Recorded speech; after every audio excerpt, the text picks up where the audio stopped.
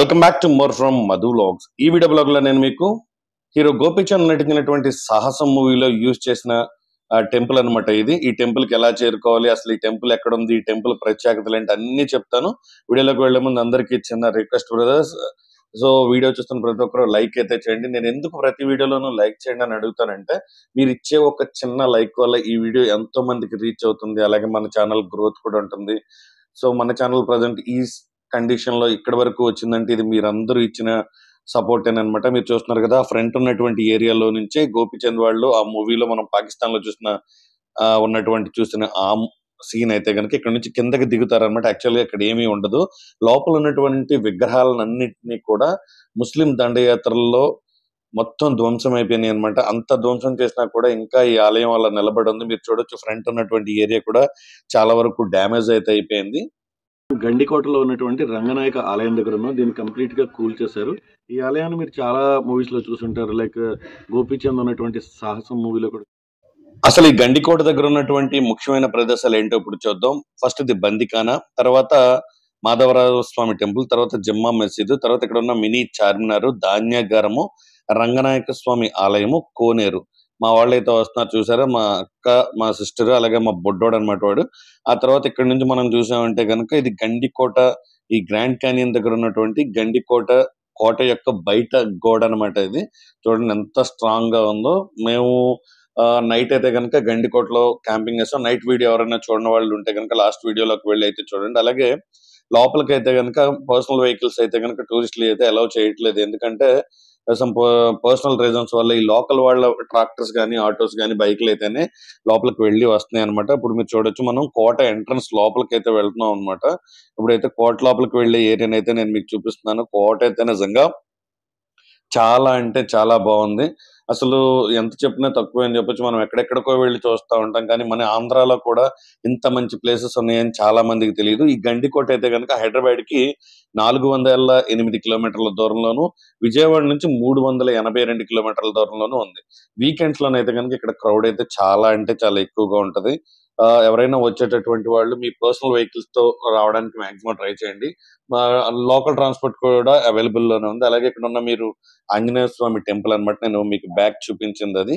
ఇదంతా వచ్చేటప్పటికి ధాన్యాగారాలు, అలాగే సైనిక శిక్షణ ఇచ్చేటటువంటి కేంద్రాలు, పహారా కాసేటటువంటి ప్లేసెస్ అన్నమాట. ఇవన్నీ కూడా ఈ లోపల ఉన్నటువంటి ప్లేసెస్. మీరు ఇక్కడికి వచ్చినప్పుడు ఈ నోటీస్ లో ఉన్నటువంటి ఇవన్నీ చూస్తే సరిపోద్ది. లోపల మీరు ఏమేమి చూడొచ్చు అన్ని మీకు క్లియర్ గా ఉంటది. అలాగే వచ్చి వెళ్లే టూరిస్టుల కోసం టాయిలెట్స్, డ్రింకింగ్ వాటర్ కూడా అవైలబిలిటీ అయితే ఇక్కడ ఉంటది. ఇప్పుడు నేను మీకు బందికాన్ అంటే జైలుకి ముందు ఉన్నటువంటి ఏరియాని అయితే చూపిస్తున్నాను. ఇది ఇక్కడ నుంచి మీరు చూడొచ్చు, నా లెఫ్ట్ సైడ్ ఉన్నది ఇది జైలు అన్నమాట. అంటే ఆ రోజుల్లో ఎవరైతే తప్పులు చేసేవారో లేదా నేరస్తులు ఎవరైతే ఉంటారో వాళ్ళ నుంచినటువంటి జైలు అన్నమాట. సో క్రౌడ్ అయితే మేము వెళ్ళిన రోజున చాలా ఎక్కువ క్రౌడ్ అయితే ఉంది. సో మీకు చూస్తున్నారు కదా, ఇప్పటి మాదిరిగా కాదు, అది ఒక పెద్ద కోట మాదిరిగా ఉంది. ఆ జైలుని అలా చూస్తా ఉంటే కనుక చాలా అంటే చాలా బాగుంది. బట్ బ్యాక్ సైడ్ ఉన్నటువంటి ఏరియా అయితే వందల సంవత్సరాలు దాటడం వల్ల కొంత పడిపోయిందన్నమాట అయితే వాస్తవం. ఇక్కడ నుంచి నేను మీకు మినీ చార్మినార్ ను కూడా ఇక్కడ నేను మీకు చూపిస్తాను. ఇక్కడ ఈ మినీ చార్మినార్ అయితే చాలా అంటే చాలా బాగుంటది. ఇప్పుడు నేను మీకు చార్మినార్ పైన ఉన్నటువంటి గోపురాలను అయితే కనపడుతున్నాయి కదా, అవి పైన ఉన్నటువంటి గోపురాలు అన్నమాట. నా రైట్ సైడ్ ఉన్నది ఇది లేక్ అన్నమాట. బట్ లోపల ప్రజెంట్ వాటర్ లేకపోవడం వల్ల ఇప్పుడు ఇది మీరు చూస్తున్నారు కదా, ఈ రైట్ సైడ్ కింద ఒక బల్ల మాదిరిగా ఉంది, ఇదంతా కూడా లేక్ అన్నమాట. సో ఇప్పుడు మనం లోపల ఉన్నటువంటి చార్మినార్ ఉన్నటువంటి ఏరియా లోపలికి అయితే వెళ్తున్నాం. అలాగే ఇక్కడ మసీద్ కూడా ఉంది. ఈ లోపలే చార్మినార్ లోపలే మసీద్ కూడా ఉంటది అనమాట.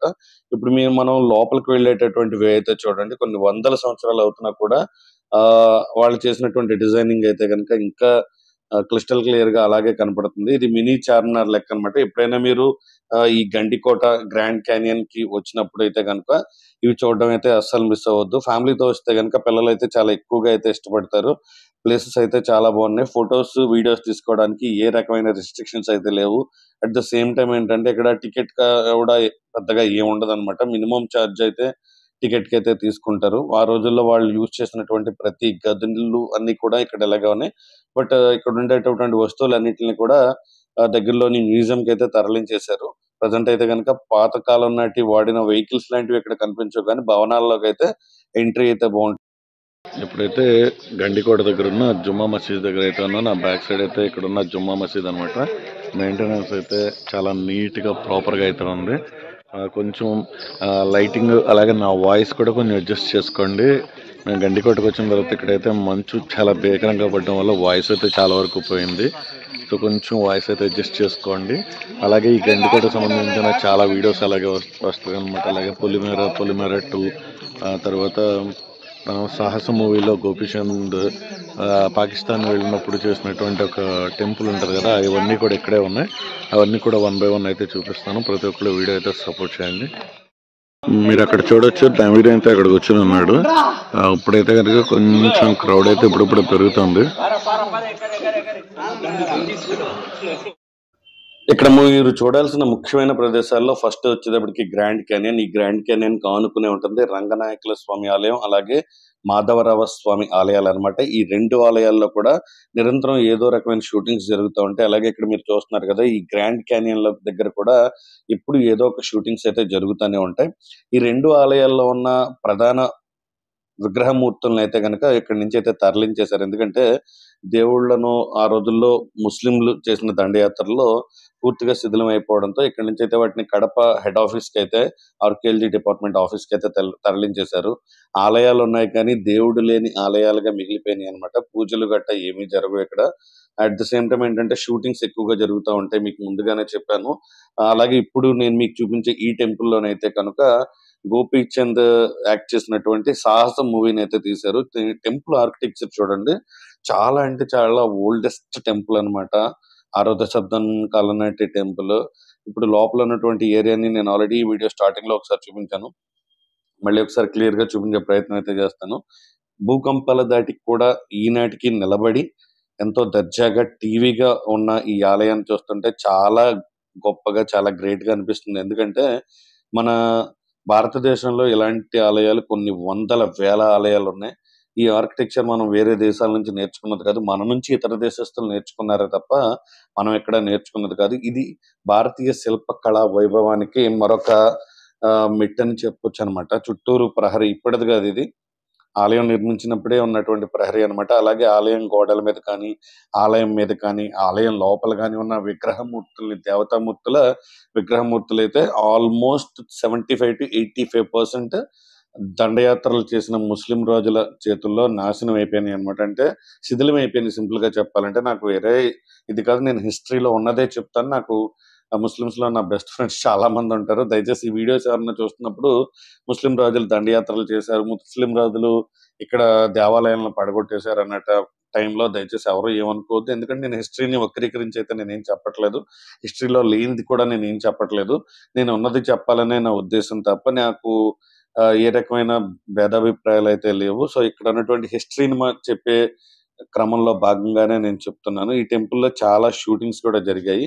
ఆ షూటింగ్స్ లో ముఖ్యమైనవి చిరంజీవి, అలాగే ప్రభాస్, గోపీచంద్, రీసెంట్ గా మా ఊరి పొలిమేర మూవీ కూడా ఈ పక్కనే ఉన్న మరొక టెంపుల్ అని అయితే షూట్ చేశారు. ఈ ఈ కంప్లీట్ సిరీస్ అంటే ఈ గండికోటకు సంబంధించినటువంటి వీడియోస్ అన్ని కూడా నేను ఐకార్డ్స్ లో కూడా ఇస్తాను. ఎవరైనా చూడకపోతే బ్యాక్ సైడ్ వెళ్ళి ఐకార్డ్స్ లోను అలాగే ప్లేలిస్ట్ లో కూడా ఇవ్వడం జరుగుతుంది. సో ఎవరైనా వీడియోస్ చూడని వాళ్ళైతే కనుక ఖచ్చితంగా వీడియోస్ చూడండి. ఫ్రెండ్స్, మీ అందరికీ నేను పదే పదే మళ్ళీ చెప్తున్నాను, మీరు ఇచ్చే లైక్ చాలా ఇంపార్టెంట్ నాకు, మన ఛానల్ కి కూడా. మీరందరూ ఈ ఛానల్ ని ఇంతగా ఆదరిస్తున్నారు కాబట్టి ఇప్పుడు ఇది 10,000 మార్క్ దగ్గరలో ఉంది. మీ సపోర్ట్ ఎప్పుడు కూడా మన ఛానల్ కి ఇలాగే ఉంటుందని అయితే అనుకుంటున్నాను. సో వీడియో చూస్తున్న ప్రతి ఒక్కరు ఛానల్ ని లైక్ చేయడం, అలాగే మీ అభిప్రాయాలు ఏమన్నా చెప్పాలనుకుంటే, అంటే వీడియోస్ నేను ఎలా చేస్తున్నాను, ఎలా చేస్తే ఇంకా బెటర్ గా ఉంటుందనే ఫీలింగ్ ఉన్న వాళ్ళు ఎవరైనా ఉంటే కనుక ఖచ్చితంగా మీ ఒపీనియన్స్ ని కామెంట్స్ రూపంలో తెలియచేయండి. అలాగే ఇంకా మన ఛానల్ ని ఎవరైతే సబ్స్క్రైబ్ చేసుకోలేదో, లేదా మొదటిసారి మన ఛానల్లో ఈ వీడియో చూస్తున్న వారు ఎవరైతే ఉంటారో ఆ ఛానల్ ని ఖచ్చితంగా సబ్స్క్రైబ్ అయితే చేసుకోండి. అలాగే ప్రక్కనే ఉన్నటువంటి బెల్ ఐకాన్ ని ఆల్ లో పెట్టుకోవడం ద్వారా మన ఛానల్ నుంచి వచ్చేటటువంటి ప్రతి చిన్న నోటిఫికేషన్ కూడా మీ మొబైల్లో రావడం జరుగుతుంది. సో దానివల్ల మీకు వెతుక్కుని చూడాల్సిన అవసరం కూడా ఉండదు, మీకు నోటిఫికేషన్ రూపంలో రావడం జరుగుతుంది. మరో మంచి వీడియోతో నెక్స్ట్ బ్లాగ్ లో మళ్ళీ కలుద్దాం. జై హింద్, జై భారత్.